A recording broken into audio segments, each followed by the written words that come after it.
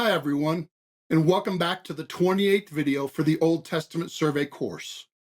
In this section, we'll begin looking at the poetic books, starting with the book of Job. Job is a very interesting book, a very deep and philosophical book that can be difficult to understand at times. There are long arguments that can be hard to follow, yet it is a very rewarding book to read and understand. And I think the main idea, the main point of the book of Job, is very clear and very important. But first, some background issues. The author of Job is anonymous. We just don't know who wrote this book. And so knowing who wrote it is not necessary for understanding and applying it. And in the same way, the date it was written is unknown. The story of Job is set in the time of the patriarchs, but we don't know if the story was written down at that time or written much later. And in terms of this book's place in the Bible, in the Greek and English Bibles, Job is placed before Psalms because it was thought to be before the monarchy. And in the Hebrew Bible, it is placed after Psalms and before Proverbs. Now, let's look at the organization of the book of Job. The outline of Job clearly starts with a narrative prologue. There was a wager in heaven. Job suffered greatly and then complained about it. And the book of Job ends with a separate narrative epilogue. God set things right, and Job has a happy ending. Both the prologue and epilogue are very important to understand the rest of the book. And we should read all the arguments in the rest of the book in light of the prologue and epilogue. Both are narrative, and the rest of the book is poetry. After the prologue is a series of dialogues. Job and his three friends argue back and forth about why Job suffered. And there are three cycles of dialogues that go back and forth. Job speaks, and Eliphaz responds. Job responds, and then Bildad responds. And then Job responds to him, and finally Zophar responds. It goes through this series of speakers three times in the dialogues. And then near the end of the book are three longer monologues. These are longer passages where only one person is speaking. Job has his final say in a longer speech without any input from his friends. And then Elihu put in his 2 cents. And then God gets the final word. And God's final word includes a bit of reaction from Job. But at the heart of the book is the hymn of wisdom in chapter 28. This passage raises and answers the most pressing issue for the entire book. Where is wisdom found? Who has wisdom? In other words, who's qualified to give the answers to the questions raised by this book? And notice by the structure of the book that this central section and God's monologues are stressed as the most important parts of the book. Now let's dive into the content of the book of Job, starting with some key verses. The first is Job 1, verse 1, which says, "In the land of Uz there lived a man whose name was Job. This man was blameless and upright. He feared God and shunned evil." Now this passage introduces the story, but it also makes a very important point that Job was blameless and upright. He feared God and avoided evil. Both of those phrases, and even the precise words used, will be very important later in the book. And this answers a key question that will be raised later in the book in the very first verse. Job was upright. He did not deserve the suffering that he would experience. Next is Job chapter 1, verses 20 and 22, and chapter 2, verse 10, which say, "At this, Job got up and tore his robes and shaved his head. Then he fell to the ground in worship and said, 'Naked I came from my mother's womb, and naked I will depart.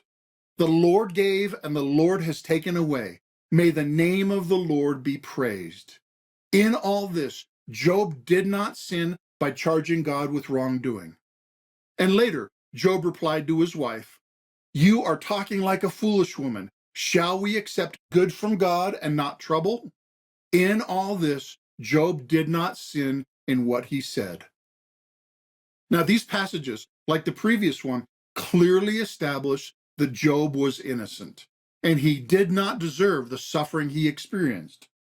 Nor did he deserve the accusations that his friends would throw at him? That issue is settled for the reader at the beginning of the book, so that when Job's friends question his innocence and accuse him, the reader already knows better. Then in Job chapter 3, verse 1, it says, "After this, Job opened his mouth and cursed the day of his birth." This verse is after Job had suffered the loss of all his property, most of his family, and his health, and he understandably was miserable. He went so far as to say it would have been better had he not been born. And this demonstrates the severity of his suffering. Next is Job 6, verses 1 through 3 and 8 through 10. Then Job replied, "If only my anguish could be weighed and all my misery be placed on the scales, it would surely outweigh the sand of the seas. No wonder my words have been impetuous. Oh, that I might have my request, that God would grant what I hope for, that God would be willing to crush me, to let loose his hand and cut me off. Then I would still have this consolation, my joy in unrelenting pain, that I had not denied the words of the Holy One." This passage also gives expression to the intensity of Job's suffering, so much that he wanted to die, but Job also expressed his innocence in all this suffering. Then is Job 19, verses 4 through 7 and 21 through 27, where Job replied to his accusers, "If it is true that I have gone astray, my error remains my concern alone. If indeed you would exalt yourself above me and use my humiliation against me, then know that God has wronged me and drawn his net around me. Though I cry, 'I've been wronged,' I get no response. Though I call for help, there is no justice. Have pity on me, my friends, have pity, for the hand of God has struck me. Why do you pursue me as God does? Will you never get enough of my flesh? Oh, that my words were recorded, that they were written on a scroll, that they were inscribed with an iron tool on lead, or engraved in rock forever. I know that my Redeemer lives, and that in the end he will stand upon the earth. And after my skin has been destroyed, yet in my flesh I will see God. I myself will see him with my own eyes, I and not another. How my heart yearns within me." In this passage, Job expressed his frustration in a few directions. First, he challenged his friends for being lousy counselors and accusing him instead of consoling him. Then he complained that God had wronged him by bringing this misery when he did not deserve it. And then he expressed his wish for justice and for the record to be set straight. And finally, he expressed his hope against hope that he would find justice even after the grave, that somehow someone would act as Redeemer in his case. Next is Job chapter 28, verses 12 through 13 and 20 through 28 from the Hymn of Wisdom. And this says, "But where can wisdom be found? Where does understanding dwell? Man does not comprehend its worth. It cannot be found in the land of the living. Where then does wisdom come from? Where does understanding dwell? It is hidden from the eyes of every living thing, concealed even from the birds of the air. Destruction and death say, only a rumor of it has reached our ears. God understands the way to it, and he alone knows where it dwells. For he views the ends of the earth and sees everything under the heavens. When he established the force of the wind and measured out the waters, when he made a decree for the rain and a path for the thunderstorm, then he looked at wisdom and appraised it. He confirmed it and tested it. And he said to man, the fear of the Lord, that is wisdom, and to shun evil is understanding." Now, this passage is at the center of the book, addressing the central question of who has wisdom to answer life's difficult questions. And the answer is that God alone does. And God has told humanity all we need to know, that the fear of the Lord is wisdom, and to avoid evil is understanding. And notice that those exact phrases, fearing God and avoiding evil, were used to describe Job in the first verse of this book. Then is Job 38, 1 through 4, which says, Then the Lord answered Job out of the storm. He said, "Who is this that darkens my counsel with words without knowledge? Brace yourself like a man. I will question you, and you shall answer me. Where were you when I laid the earth's foundation? Tell me if you understand." Now, this passage is the very beginning of God's response to Job. And God does not answer questions. God asks questions. He challenged Job's right to question God and also challenged Job's ability to comprehend the things that only God can understand. Then is Job chapter 40, verses 1 through 14. The Lord said to Job, "Will the one who contends with the Almighty correct him? Let him who accuses God answer him." Then Job answered the Lord, "I am unworthy. How can I reply to you? I put my hand over my mouth.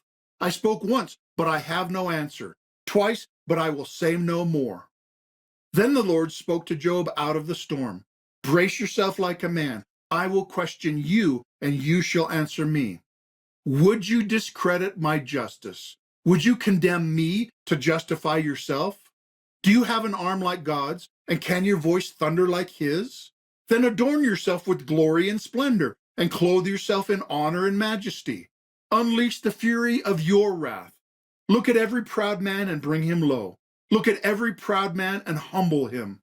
Crush the wicked where they stand. Bury them all in the dust together. Shroud their faces in the grave. Then I myself will admit to you that your own right hand can save you." In this passage, God continued his questioning of Job, and Job reacted with a brilliant response. He repented. He acknowledged that he was talking about things he did not know, and he shut up. But God continued to press the point. He challenged Job to do better than God does in running the moral universe and doing justice. Job had complained about God's justice, and so God said, "Okay, show me how it's done, smart guy." And that brings us to Job 42, verse 1 through 7. Then Job replied to the Lord, "I know that you can do all things. No plan of yours can be thwarted. You asked, 'Who is this that obscures my counsel without knowledge?' Surely I spoke of things I did not understand, things too wonderful for me to know. You said, 'Listen now, and I will speak. I will question you, and you shall answer me.' My ears had heard of you, but now my eyes have seen you. Therefore I despise myself and repent in dust and ashes." After the Lord had said these things to Job, he said to Eliphaz the Temanite, "I am angry with you and your two friends, because you have not spoken of me what is right, as my servant Job has." Now, this passage tells Job's second response, and like the first, it is appropriate. Job acknowledged that he was wrong to question God because he's not in the same category as God, and he repented. And at the end of the passage, God gives the evaluation that Job had spoken rightly and his friends had not. And finally is Job 42, verses 10 through 12. This says, "After Job had prayed for his friends, the Lord made him prosperous again and gave him twice as much as he had before. The Lord blessed the latter part of Job's life more than the first." This passage is the happy ending of the book. God restored all that Job had lost and even more. If this book did not have a happy ending, then God's justice could be questioned. The problem with Job, like sometimes with us, is that God's justice was questioned before the ending had come. All right, those are some of the key ideas in the book of Job. And now let's go look more deeply at the content of Job, starting with the narrative prologue. There are actually two rounds in the intro. Both follow the same pattern. They're very similar. First, Satan approaches God, and God confronts Satan about what he's doing there. Satan basically sasses God, trying to imply that God is failing with humans. And then God brings up Job. Job is given as an example of godliness and humans living in right relationship with God. And Satan accuses Job. That's what he does. He's an accuser. He tries to turn God against Job, not Job against God. He says Job only serves God for the reward. Now, that's an accurate accusation for some people who serve God only for what they get out of it and not because they love God. That kind of mercenary faith does not honor God and is not really true faith. And the devil accused Job of having that kind of attitude. And then God granted the accuser permission to harm Job within clear restraints. Satan can only do what God has specifically allowed him to do. God remains fully in control of all that happens to Job. And then Satan does his worst to Job. He takes away his wealth, kills most of his family, and then gives him horrible, painful maladies. And Job responds with worship and does not sin. But this faithful response from Job is toned down in the second round of the prologue. Job was reeling, and his faith was beginning to waver, yet he did not sin. And that brings us to the problem of Job, the surface issue that Job addresses. First, Job is righteous, but then Job suffers. Do you see the problem? This calls into question Deuteronomistic theology, and this calls into question God's justice. And the rest of the book struggles with this problem and offers various solutions.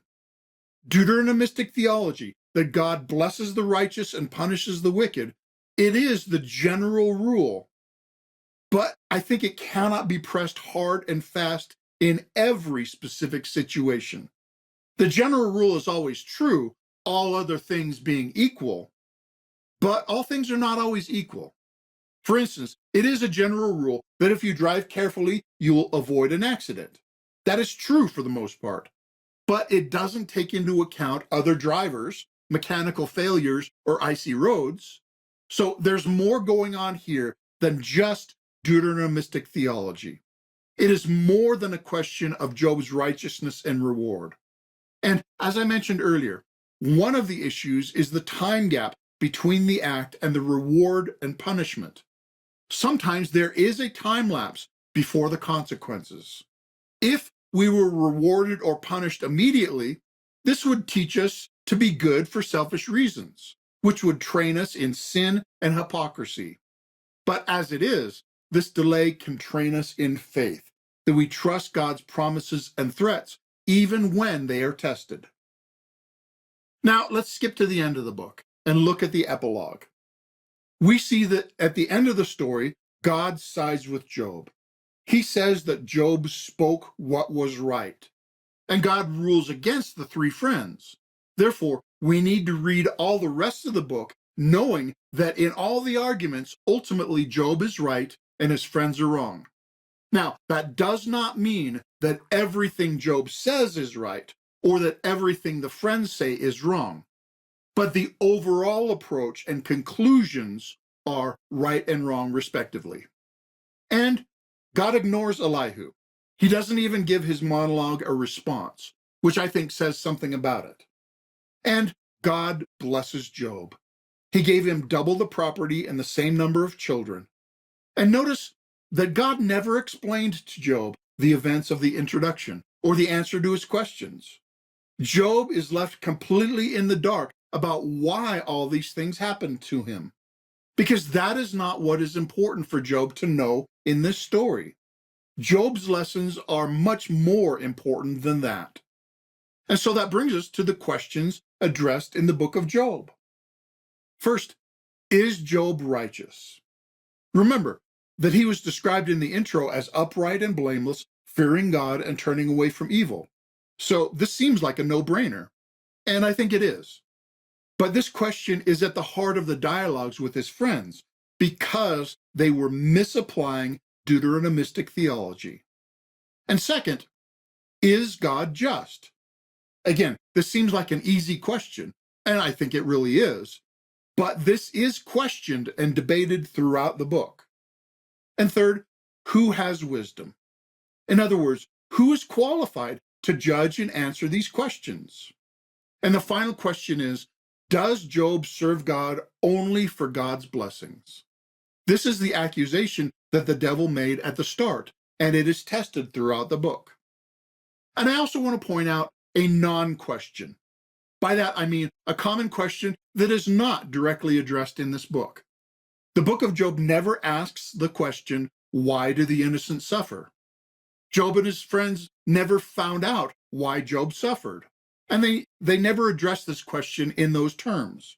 And the reader already knows from the intro why Job was suffering. Now, I think the book of Job has a lot to say to this question, but not in the way you might expect.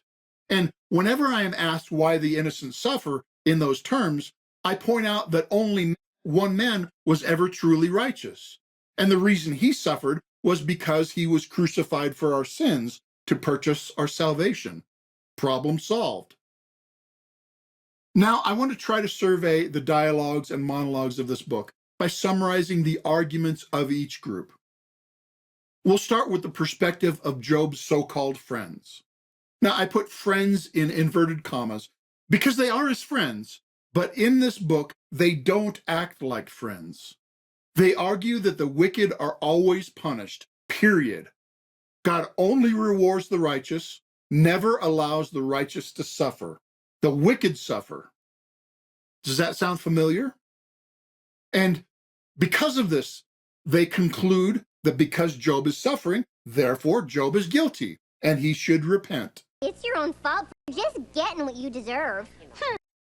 And they grow more and more aggressive in their accusation as the dialogues progress. At first, they were sympathetic to Job and comforting, but by the end, they were accusing him of being the worst sinner ever. On the one hand, they rightly had the perspective of Deuteronomistic theology, but on the other hand, they were overly simplistic and naive in the way that they applied it. They thought that they were wise enough to dictate how it works out in every circumstance. They had the right theology, but they didn't apply it with wisdom. And they didn't apply it with compassion. They were harsh and uncaring toward Job, kicking him when he was down. They took what they truly knew and forced God to conform to their understanding. They could not conceive of the possibility that God would do things beyond their narrow conception and viewpoint. They allowed their theology to distort reality. So the three friends said some true things, but overall they were wrong. Now let's look at Job's perspective.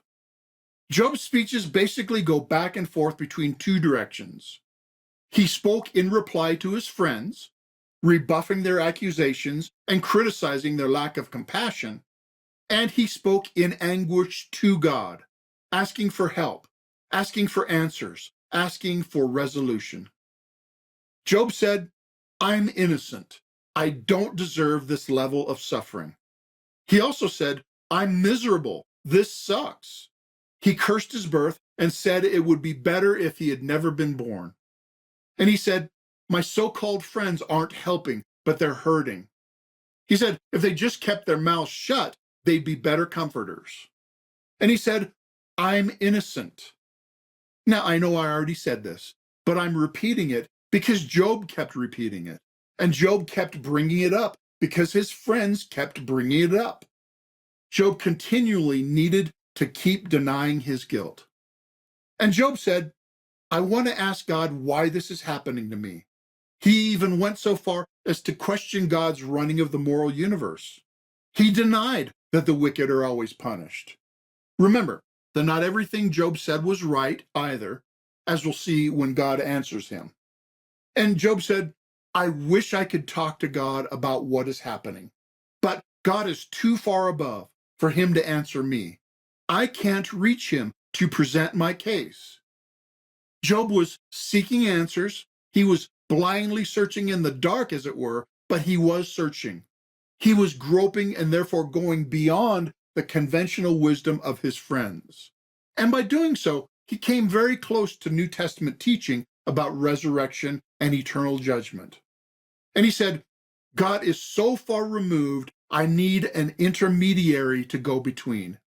In chapter 9, verse 33, Job called on God to help him speak to God. It doesn't make complete sense, but like I said, Job was just grasping. but he hit on the New Testament idea of a mediator between God and man who can relate to both. And finally, Job said, I have hope against hope that somehow God will make it right. Even if I die, I will somehow see my Redeemer and my redemption. Now, in terms of the monologues, for time's sake, I'm not going to summarize Elihu's perspective. He's the voice of the angry youth who think they know it all. He arrogantly judged Job and his friends for not finding the answers. He was frustrated that they did not solve the problem and put Job in his place. But he didn't really add anything to the discussion that had not already been said. And God ignored Elihu, as we've seen. We'll come back to God's monologues in a minute. But before we get there, let's explore Job chapter 28, the hymn on wisdom. It starts by raising the question, where is wisdom found? It says, earthly treasure can be found. People go to great lengths and have great ingenuity and success in finding gold and precious minerals. And wisdom is more precious than treasure. However, man cannot find wisdom on his own. It is beyond our ability to know wisdom. However, God can find wisdom. God knows all wisdom because it's from him. True wisdom is from God. Mankind has figured out mining. We've figured out electricity, technology, genetics, etc. And all this scientific and technological success tends to blind people to the reality that man has totally failed to figure out the things that really matter. We have cool phones, but wasted lives. We have limitless information, but no wisdom and no peace. Man has no way to find true wisdom except for God. And yet wisdom can be known because God has revealed true wisdom, because God has revealed himself, and he has made it known that true wisdom is the fear of the Lord and turning away from evil. Remember Job. He's blameless and upright, fearing God and turning away from evil. That is wisdom. Therefore, if we want to be wise, we should stand in awe of God and flee from sin and everything that is not pleasing to him. That is wisdom, according to the book of Job. Now, let's return to the monologues by looking at God's speeches, to hear God's perspective, which, of course, is the true and correct evaluation of everything covered in this book. But first, a parenthetical point that comes directly out of God's speeches, and that is that God is awesome. God's point in the speeches is to answer Job, not necessarily to describe himself, but from his speeches, we gain insight about God's greatness, power, wisdom, and his care for even the smallest details of his creation. We should hear God's message to Job, but we should also be awed by who he is. Now, back to God's perspective. The fact that God speaks at all is in itself a profound answer. He does care. He does not leave Job hanging, and he does not leave his justice questioned. God's speeches are gentle, but very firm with Job. There's no question who is in authority in this discussion. In God's first speech, he challenged Job's ignorance. He did not answer Job's questions, but he asked questions of his own. He changed the subject. Not only did Job and his friends have the wrong answers, they're not even asking the right questions. So God challenged Job's understanding. He pointed out that Job doesn't understand creation. Now, to us, creation is a chaos with complexity beyond our imagination. But to God, it is a cosmic dance completely under his control. Job doesn't understand the weather. It is a chaos beyond our comprehension, and yet it also completely under God's control. Job doesn't understand wild animals. Job doesn't even understand the domestic animals that he works with every day. The point is that God is in control even if it doesn't appear so to our limited understanding. Chapter 38, verse 36 stresses that God is the source of wisdom and understanding. In other words, this is an argument from lesser to greater. If Job has no handle whatsoever on these natural things, how can he presume to be able to address the problem of evil? How can he contend with and correct God? The physical world, which Job does not understand, is well within God's control. And so, Job is invited to make the conclusion that the moral order, which he also does not understand, is equally as glorious, equally complex, and yet equally under God's control and command. Therefore, Job can have confidence in the working out of the moral world, just like he has confidence that the rain will fall. And then God's final challenge of this section is, will the one who contends with the Almighty correct him? Let him who accuses God answer him. And Job makes a brilliant response. He says, I am unworthy. I cannot reply. I will shut up now. Job understood from God's answer that he was not in a position to understand what was going on, let alone complain about it. And then God pressed ahead with his second speech. In that section, he challenged Job's littleness and inability. God said, I will question you again. Do you discredit me to justify yourself? Now, Job was rightly puzzled by his moral problem, but the solution that he chose was to try to throw God's justice under the bus. And God responded by pointing out how inappropriate that is. He asked, are you as strong as God? Then by all means, do better. Why don't you work justice in the world? And then I will be impressed. And the implication of this is that you can't. Why are you criticizing the way that I do justice? And God continued about Job's lack of power. He asked, can you control the behemoth or Leviathan? Now, those were two creatures far beyond Job's strength. But God said, I can. I treat them like pets. You can't control them. You have no power. So how can you presume to control the moral universe? Now, this might seem like God was just browbeating and belittling Job or pulling the power trip to shut him up. But that's not what was going on. God was actually being very gracious to Job by helping him to accurately see his own place in the universe. And this was in order to lead up to the point and final challenge of this section. The question was, what makes you think that you're able to know?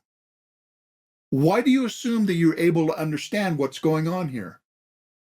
The point is that Job was not qualified to make these judgments or even to dialogue with God about these things.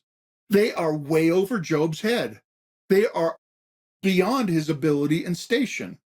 And again, this was not a put down to win an argument, but it was an honest appraisal of the situation. There's some things that you just don't explain to a toddler, not because you're hiding it from them, but because they cannot yet understand. And then Job's reply echoed what God had said and then responded.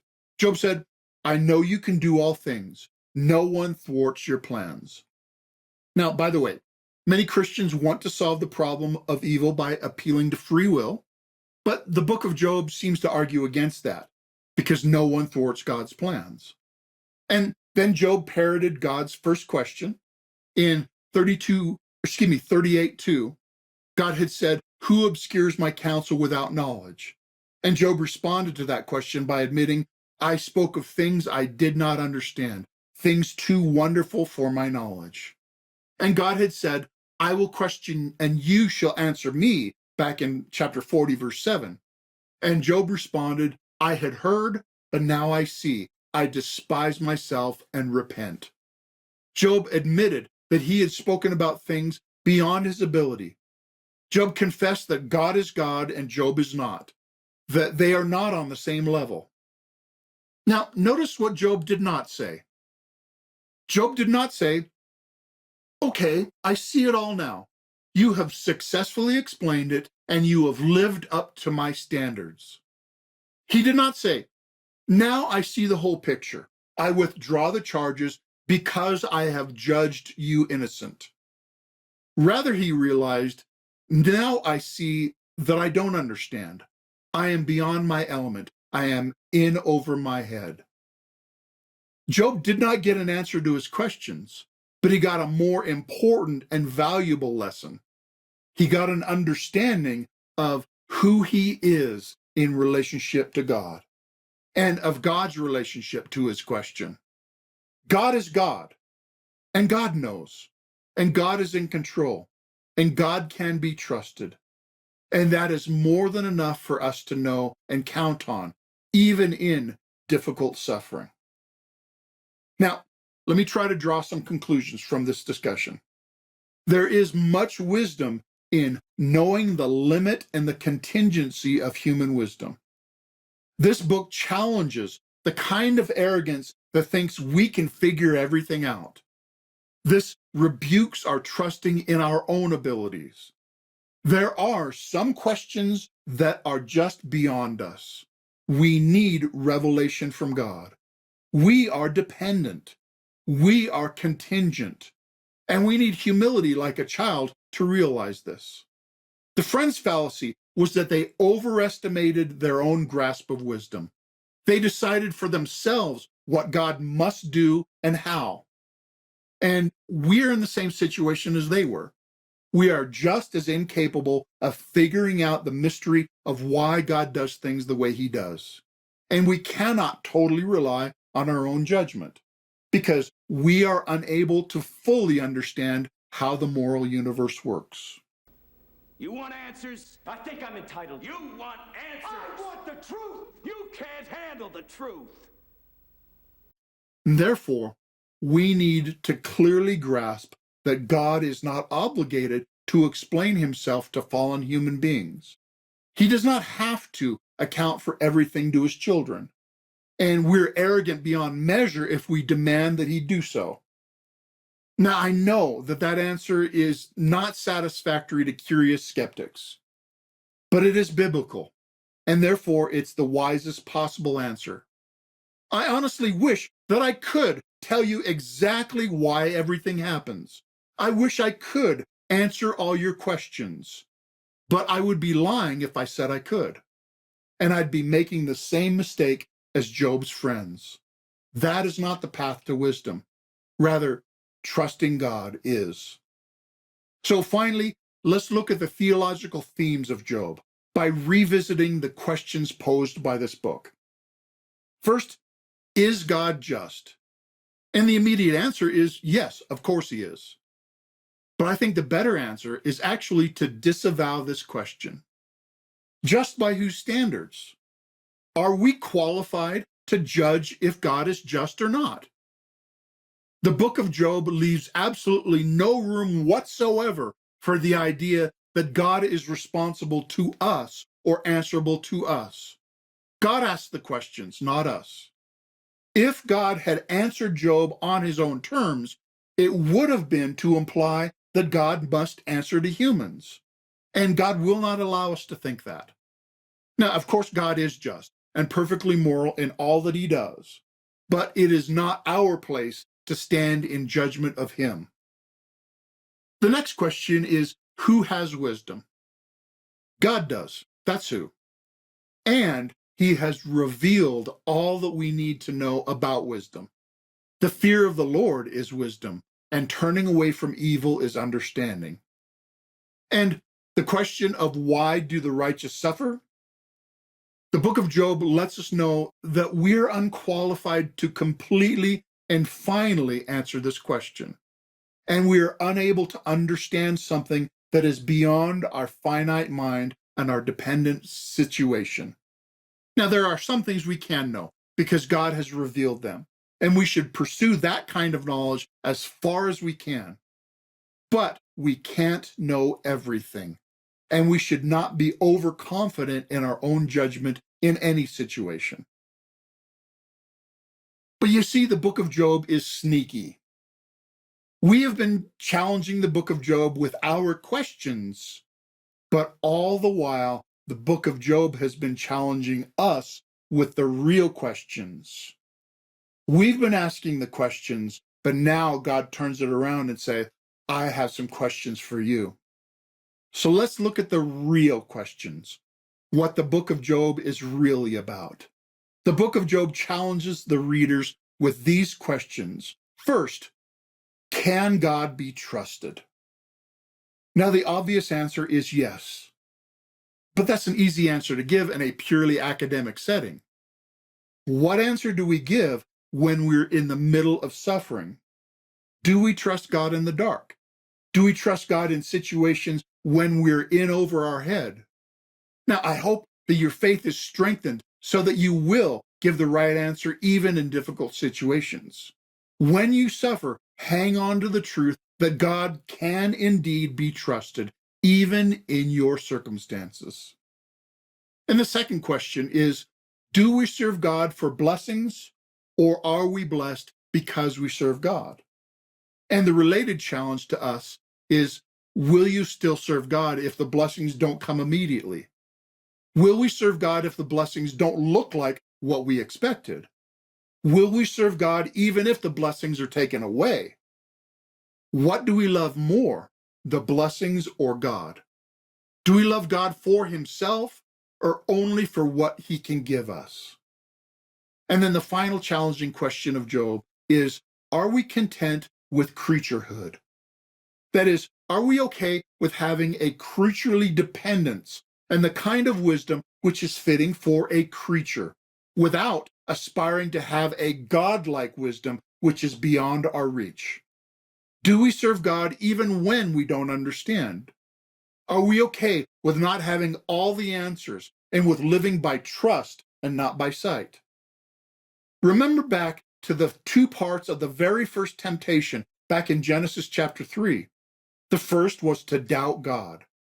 Can God be trusted? And the second is to want to be like God. Are we content with creaturehood? Just to be clear again, we should learn and understand all that we can. Those things that God has put within our reach, we should strive for. But those things beyond our reach, we should stop where God's revelation stops and not speculate beyond what we can know. Heresies start that way. The right attitude is to love and trust in God, whether we understand or not.